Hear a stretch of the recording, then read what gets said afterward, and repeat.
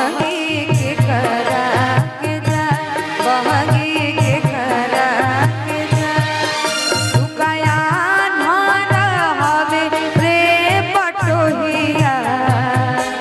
बहगी छठी माई के जा